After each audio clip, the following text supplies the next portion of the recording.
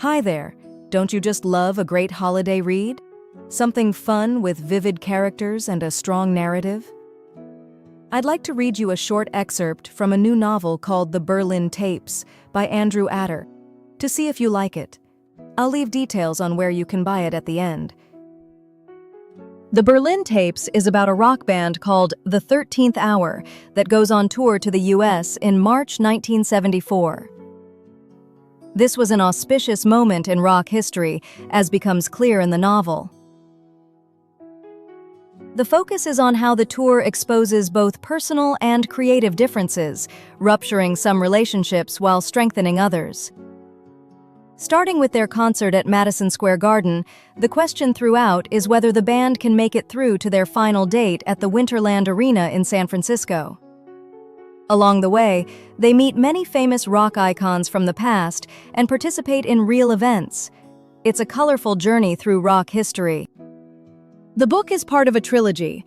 Book 1, The Berlin Tapes, will soon be followed by Book 2, Remix, which follows the story from after the tour to the present day, and Book 3, Regeneration, which is set in the near future.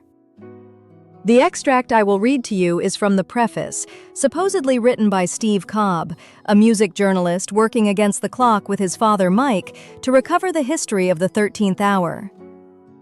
As you'll see, the novel uses an unusual book-within-a-book structure, so that the narrator appears to be uncovering the story at the same time as the reader.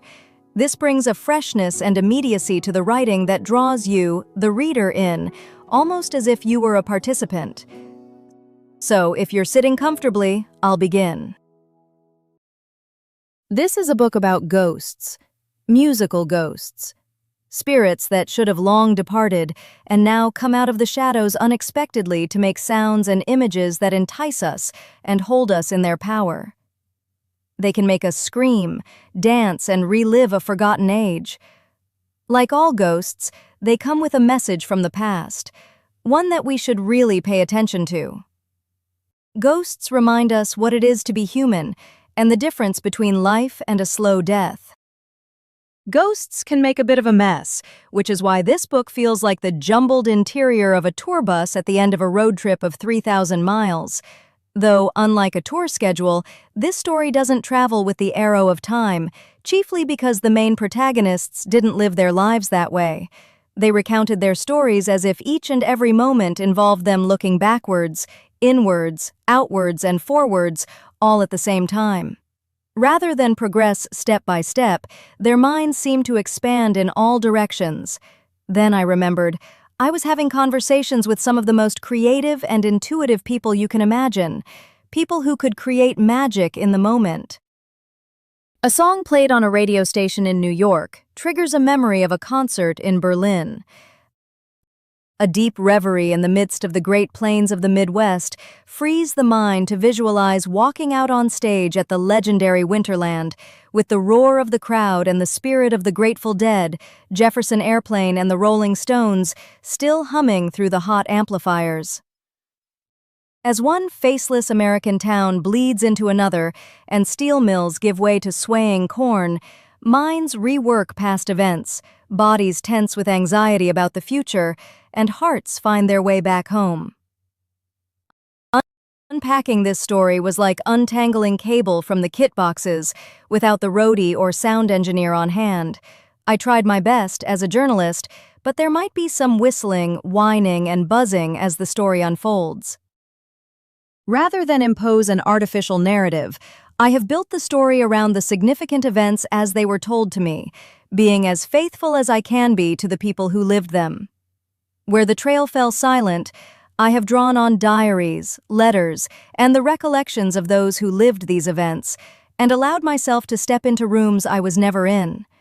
How those voices reached me is a story in itself, which will unfold in due course. With gentle questions and soft ears, I helped each of them to unravel their stories and unearth the jagged shards of memory.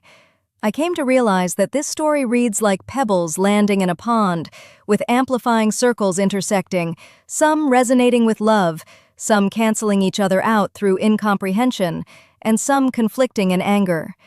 And it is clear that even after all these years, the love, misunderstanding, and conflict are all still there, and they still matter. The ghost closest to me, and the one I care about the most, is my father. He sits in front of me in his care home, wondering who I am and baffled by why I care about him so much. But my dad is the reason we are here. He lived the story and sees it from the inside. I see that the few parts of his mind still left are animated by his last great mission to bring this band, the 13th Hour, back together again in time for the Earth Festival. While everything else has turned to fog, he clings to the fine detail of this memory, like a man with his fingertips on a life raft. Day by day, his memory breaks up like ice floes detaching from the frozen plateau, with blocks crashing into the dark waters, consigning whole parts of his life to float off beyond his reach. He has no memory of me as his son. We shuffle through paper cuttings, old photos, diaries, address books, and I update him on my fieldwork. To him, I am a ghost of his younger self, a brilliant young music journalist deeply embedded in the unfolding music scene. We are piecing together one of prog rock's great mysteries before it is too late, and everything is lost. So I'll leave you with this question. What makes the history of this obscure band so important to today's music scene?